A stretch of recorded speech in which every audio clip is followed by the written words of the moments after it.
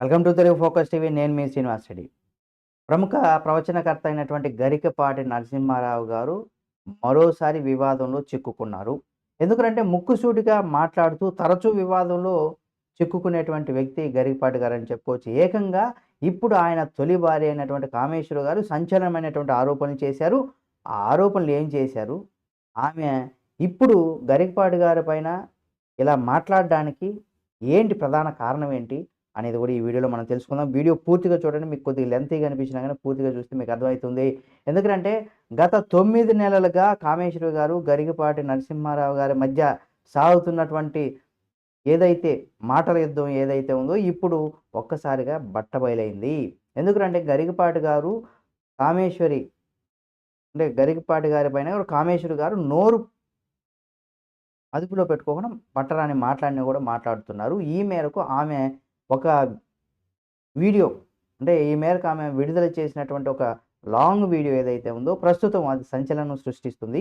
ఈ మేరకు ఆరోపణల మేరకు కూడా ఇప్పటివరకు కూడా నోరు విప్పలేదు గరికపాటి గారు కావచ్చు, లేదా ఆయన టీమ్ కావచ్చు. తాజాగా ఆమె చేసినటువంటి ఆరోపణలు కూడా ఖండించింది. గరికపాటి గారి పేరు ప్రతిష్టను దిగజార్చే విధంగా అంటే మసకబార్చే విధంగా కూడా కొందరు వ్యక్తులు కుట్రలు చేస్తున్నారు. అందులో కామేశ్వరి గారిని ఒక పాములాగా మారిపోయారంటూ కూడా వాళ్ళు తిప్పికొట్టారు. అసలు ఎవరి గరికపాటి?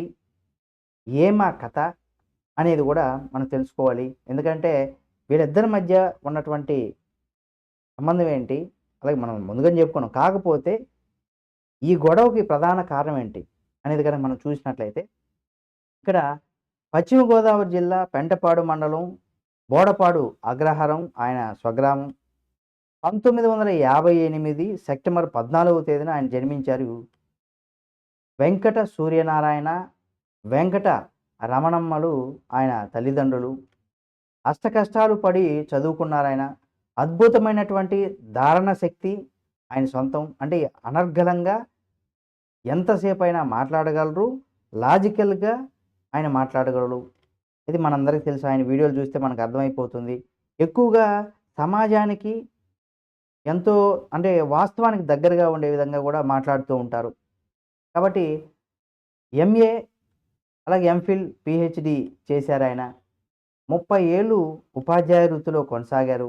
ఆయనకు 2 పెళ్ళిళ్ళయ్యాయి. మొదటి భార్య కామేశ్వరి గారు.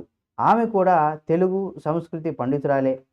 ఇద్దరు పిల్లలు కూడా పుట్టిన తర్వాత వాళ్ళు విడిపోయారు. ఆ పిల్లలకు మహాకవులైనటువంటి గురిజాడ, శ్రీశ్రీ గారు పేర్లు పెట్టారు. ఆ పిల్లలకు 10, 12 ఏళ్ల వయసున్నప్పుడు కూడా వీరిద్దరూ కూడా విడిపోవడం జరిగింది. ఆ తర్వాత గరికపాటి నరసింహారావు గారు రెండో పెళ్లి కూడా చేసుకున్నారు. ఆమె పేరు ప్రస్తుతం ఉన్నటువంటి శారద గారు. హైదరాబాద్‌లో స్థిరపడడానికి ముందు కాకినాడలో కూడా ఉన్నారు వీరు. మొదటి భార్య కామేశ్వరి గారు కూడా 3 ఎంఏలు చేసి సంస్కృత అధ్యాపకురాలుగా కూడా హైదరాబాద్‌లోనే ఆమె కూడా స్థిరపడ్డారు. అయితే ఇక్కడ గరికపాటి నరసింహారావు గారు మంచి అవధాని అనే విషయం మనందరికీ తెలుసు. ఎందుకంటే ఉపన్యాసకుడు, రచయిత కూడా ఆయన. దేశ విదేశాల్లో అవధానాలు కూడా చేశారు కాబట్టి ఇప్పటికి కూడా 275 అష్టావధానాలు, ఒక మహా సహస్రావధానం, 8 అష్ట, శత, ద్విశత అవధానాలు ఆయన ఖాతాలో ఉన్నాయని కూడా చెప్పుకోవచ్చు. ఆయన్ను పిలవని టెలివిజన్ ఛానల్స్ లేవని కూడా చెప్పుకోవచ్చు. ఆయనతో ఒక ప్రవచనం చెప్పించుకునే మహాసంస్థలు, ప్రముఖులు లేరంటే ఇది అతిశయోక్తి కాదని కూడా చెప్పుకోవచ్చు. ఎందుకంటే ఆయన యొక్క ప్రవచనాలు కావచ్చు, ఆయన చెప్పేటువంటి ప్రవచనంలో ఎక్కువగా మనకి వాస్తవానికి దగ్గరగా అనిపిస్తూ ఉంటాయి. కాబట్టి అందరికీ ఆయన ప్రవచనాలంటే కూడా ఇష్టం. కొంతమంది మాత్రం ఈయన ఒక పండితుడు, ఇదిగా ఉండి కూడా ఇలా మాట్లాడడం సరికాదనే వాళ్ళు కూడా ఉన్నారు. అయితే పలు సాహిత్య, ఆధ్యాత్మికమైనటువంటి అంశాలపైన ప్రసంగాలు చేస్తూ ఉంటారు. పద్య కావ్యాలు కావచ్చు, పరిశోధన కావచ్చు, పాటలు వంటి వివిధ అంశాలపైన కూడా గరికపాటి గారు 14 పుస్తకాలు రాశారు. అలాగే ధారణ, బ్రహ్మరాక్షసుడు, అవధాన, శారద వంటి బిరుదులు కూడా ఆయనకున్నాయి. కళారత్న, అలాగే పొట్టు శ్రీరాములు తెలుగు విశ్వవిద్యాలయం ప్రతిభా పురస్కారం, కొప్పరపు కవుల పురస్కారం తదితర పురస్కారాలు, అలాగే కనకాభిషేకాలు, సువర్ణ కంకణం లాంటి పురస్కారాలు, గౌరవాలు కూడా అందుకున్నారు. 2022లో ఆనాటి రాష్ట్రపతి అయినటువంటి రామ్‌నాథ్ కోవింద్ నుంచి కూడా పద్మశ్రీ పురస్కారం కూడా ఆయన అందుకున్నారు. ఇది మనందరికీ తెలిసిందే. ఇలాంటి వ్యక్తి గరికపాటి గారు వివాదాలు కొత్తేం కాదు ఆయనకి. ఎందుకంటే వైఎస్ రాజశేఖర రెడ్డి ముఖ్యమంత్రిగా ఉన్నప్పుడు తిరుమల కొండలెన్ని అనే దానిపైన వివాదం చెలరేగింది. 7 కొండలు కాదు 5 కొండలే అన్న వాళ్ళు ఏమైపోయారో తెలుసుగా అంటూ కూడా గరికపాటి గారు చేసినటువంటి వ్యాఖ్యలు ఏవైతే ఉన్నాయో అవి అప్పట్లో కూడా దుమారాన్ని సృష్టించాయని చెప్పుకోవచ్చు. బంగారం తయారు చేసినప్పుడుకు కాస్తైన బంగారాన్ని స్వర్ణకారులు దాస్తుంటారని, వాళ్ళు దోపిడీదారులేననే అర్థం వచ్చేలాగా వ్యాఖ్యానించారు. దీనిపైన స్వర్ణకారులు ఆయన ఇంటికి చుట్టుముట్టి కొంత ఆందోళన చేపట్టడంతో మళ్ళీ క్షమాపణలు చెప్పారు. ఇవన్నీ కూడా మనం చూసాం. అలాగే నటి శ్రీదేవి మరణం పైన కూడా పిల్లల్ని స్కూల్లో టీచర్లు కొండపైన కూడా అంటే ఇక్కడ శ్రీదేవి గారి మరణం పైన కూడా అంటే పిల్లల్ని స్కూల్లో టీచర్లు కొట్టడం పైన కూడా అలాగే గరికపాటి గారు చేసినటువంటి అటు శ్రీదేవి గారి మరణం ఇటు పిల్లల్ని స్కూల్లో టీచర్లు కొట్టడం దానిపైన కూడా గరికపాటి గారు చేసినటువంటి వ్యాఖ్యలు ఏవైతే ఉన్నాయో అవి కూడా వివాదం అయినాయని కూడా చెప్పుకోవచ్చు. ఆ తర్వాత ఆయన మళ్ళీ నాలుగు ఖర్చుకున్నారని కూడా చెప్పుకోవచ్చు. తన అంటే తన తోటి ప్రవచనకర్త చాగంటి కోటేశ్వరరావు గారు అజ్ఞాని అంటూ కూడా ఒక సందర్భంలో విరుచుకుపడ్డారు. బీజేపీ ప్రముఖ నాయకుడు బండారు దత్తాత్రేయ ప్రతి ఏటా నిర్వహించే అలాయ్ బలాయ్ కార్యక్రమంలో మెగాస్టార్ చిరంజీవి గారితో సెల్ఫీ దిగే కార్యక్రమాల్లో ఆపివేయకపోతే తాను వేదిక నుంచి దిగిపోతానంటూ బెదిరించడం, దీనికి చిరంజీవి అభిమానులు ఆయన్ను పెద్ద ఎత్తున కూడా ట్రోల్ చేయడం, హెచ్చరికలు చేయడం, అలాగే చిరంజీవి గారికి కూడా క్షమాపణలు చెప్పారు. ఇప్పుడు తొలి భార్య కామేశ్వర్ కూడా మండిపాటుతో మరోసారి వార్తల్లోకి నిలిచారు. అంటే గరికపాటి నరసింహారావు గారు తొలి భార్య అయినటువంటి కామేశ్వరి గారు ఇప్పుడు గరికపాటి గారిని నోరు పట్టరాని మాటలు అంటున్నారు. ఆ నీచుడు, నికృష్ణుడు, దుర్మార్గుడు, అహంభావి, అహంకారి, ఆ నీచుని పేరు నేను ఎత్తను అంటూ కూడా గరికపాటి గారిని అనరాని మాటలు అంటున్నారు. తాము ఒకే ఊరి వాళ్ళమని, తాను గరికపాటి కన్నా 2 ఏళ్ళు పెద్దనని, అతని గతం తనకు బాగా తెలుసునని, పెళ్లి చేసుకుంటానని నమ్మించి తీసుకొచ్చాడని, లేని పెళ్లికి గరికపాటి సోదరుడొకడు తన గదిలోనే బంధించి బలవంతంగా తెల్ల కాగితం పైన సంతకాలు చేయించి విడాకులను ఆమె తీసుకున్నారని అంటే తెల్ల కాగితం మీద సంతకాలు చేయించుకుని విడాకులన్నారని ఆమె ఆరోపించారు. తన మా నాన్న తాను వీడియోలు చేసుకుంటూ బతుకుతుంటే తన పెద్ద కుమారుడితో తన పైన 10 నెలల కిందట క్రిమినల్ కేసు పెట్టారని కామేశ్వరి గారు తన వీడియోలో ఆరోపించడం జరిగింది.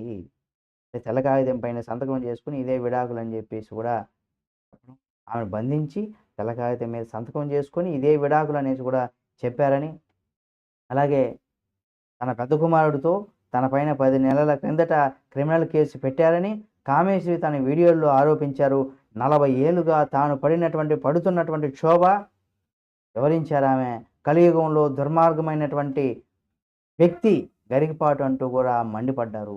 అసలు వీరిద్దరి మధ్య గొడవకు కారణం ఏంటి అనేది కనుక మనం చూసినట్లయితే కామేశ్వరి గారు కొంతకాలం కిందట వాలి సుగ్రీవులు, వారి భార్యలు, వారి సంబంధాలు, అన్నదమ్ముల వివాదం, ఈ చేసుకున్నటువంటి ద్రోహాలు వంటి వాటిని వివరిస్తూ ఆమె ఒక వీడియో చేశారు.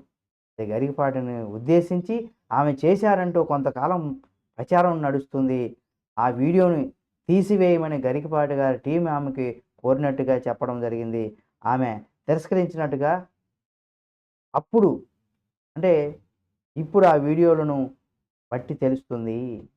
అంటే పురాణాలు, ఇతిహాసాలు, బంధాలు, బాంధుత్వాలు, భార్యాభర్తలు ఎలా ఉండాలి, ఎలా ఉండకూడదు, స్త్రీలు తనకు అన్యాయం జరిగితే ప్రశ్నించాలంటూ గరికపాటి గారు పదే పదే చెబుతుంటారని, అందుకే నేను నా గతాన్ని బయట పెట్టానంటూ కూడా కామేశ్వరి గారు చెబుతున్నారు. కుటుంబం ఎలా ఉండాలి అని ఇక్కడ శుద్ధులు చెప్పే మహానుభావుడైనటువంటి గరికపాటి తనను ఇంటి నుంచి కూడా ఎలా తరిమివేశాడు అనే ప్రశ్నించారు ఆమె. అంటే 100% ఎక్కువగా మహిళలకు చమత్కారంగా వాళ్ళతో కొంత హాస్యాస్పదంగా ఆయన ప్రసంగం ఉంటూనే మహిళలు ధైర్యంగా ఉండాలి. మీరు ప్రశ్నించాలి. అన్యాయం జరిగితే మీరు తిరగబడాలంటూ ఆయన చెప్పినటువంటి మాటల్ని ఆమె గుర్తు చేసుకొని ఇప్పుడు ఈ ఆరోపణ చేశారు. అందుకే ఇప్పుడు ఆమె తిరగబడుతున్నారంటూ కూడా చెప్పడం జరిగింది. తన కన్నబిడ్డ అంటే పెద్ద కుమారుడు గురిజాడలో 10 నెలల కిందట కేసు పెట్టారని ఆమె ఆరోపించారు. ఆనాడు అదేమిటి ప్రశ్నించని చాలామంది గరికపాటి నరసింహారావు గారు భజన బృందం ఇప్పుడు తనను ఆక్షేపించడం అర్థం లేదని కూడా ఆమె తెగేసి చెప్తున్నారు. అంటే ఆ రోజు ఏమయ్యారు మీరు అనేసి కూడా ఆమె చెప్తున్నారు. తనను రెచ్చగొడితే మరిన్ని వివరాలు బయట పెడతానని కూడా హెచ్చరించారామె. అలాగే పురుషాధిక్యం సమాజంలో స్త్రీ నోరు విప్పితే ఏమైపోతుందో తనకు బాగా అవగాహన కూడా ఉందని కూడా ఆమె చెబుతున్నారు. అంటే మీ అహంకారంతో మేము పురుషులం ఏమైనా చేయొచ్చని మీరు నన్ను రెచ్చగొడితే ఆయన గురించి ఇంకా ఎక్కువ విషయాలు బయటపెడతాననేసి కూడా హెచ్చరికలు జారీ చేశారు. ఇక్కడ చిన్నప్పుడే లాక్కొచ్చి దంచేశాడు అంటూ కూడా ఒకటి ఉంది. ఏంటి చిన్నప్పుడు ఏం లాక్కొచ్చి ఏం దంచేశాడు అనేది కనుక మనం చూసినట్లయితే గరికపాటి అనే చెప్పుకుంటున్నటువంటి ఈ వ్యక్తి చిన్నతనంలోనే నన్ను లాక్కొచ్చి మెడలో దండ వేసి పెళ్ళాం అన్నాడు. మంచి భర్త, 2 పిల్లలు ఇవ్వమని దేవుణ్ణి అడిగితే పిల్లల్ని ఇచ్చాడు. కానీ భర్త నరకం చూపించాడు. 25 ఏళ్ళు నేను వాడిని భరించలేకపోయాను. ఉద్యోగం లేదు, డబ్బు లేదు. ఉన్న ఇంటికి తెల్ల కాగితాల మీద సంతకాలు పెట్టుకొని రాయించుకున్న దుష్టుడు. ఇంత చేశాక పిల్లల భవిష్యత్తు గురించి ఆలోచించి నేను బయటకు వచ్చా. ఆ తర్వాత వేరొక ఆమెని పెళ్లి చేసుకున్నారు శారదా గారిని. శారదా గారు ఉత్తమురాలు. నా పిల్లలను మంచిగానే పెంచారు. అలాగే పెళ్లి చేశారు. వాళ్ళిద్దరూ ఇప్పుడు విదేశాల్లో స్థిరపడ్డారు.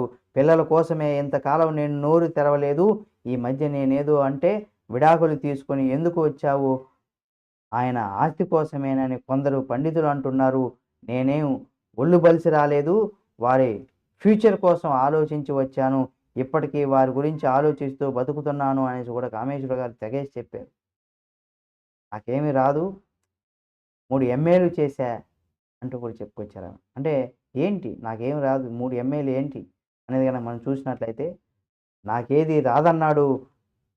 సంస్కృతంలో డిగ్రీ చేశా. తెలుగులో చేశా.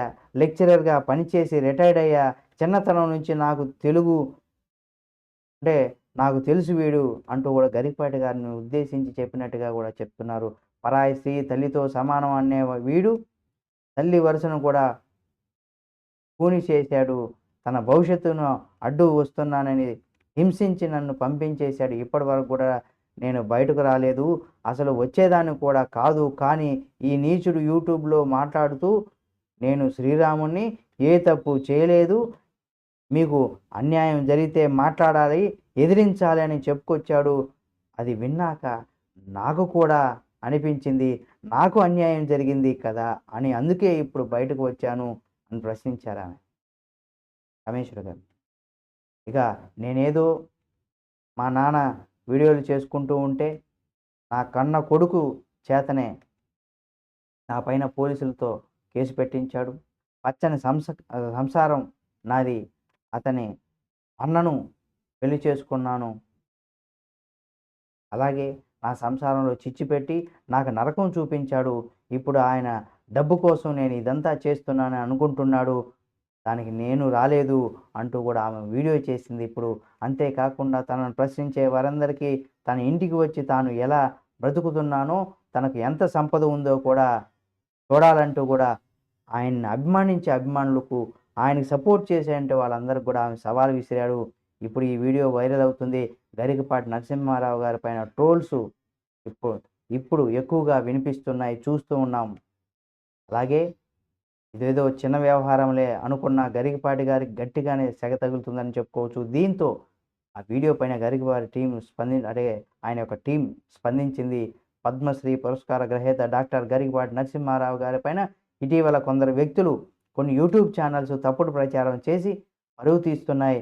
ఈ దుష్ప్రచారం వారి కుటుంబ సభ్యులకు, అభిమానులకు చాలా కలత పెడుతుందని చెప్పుకొస్తున్నారు.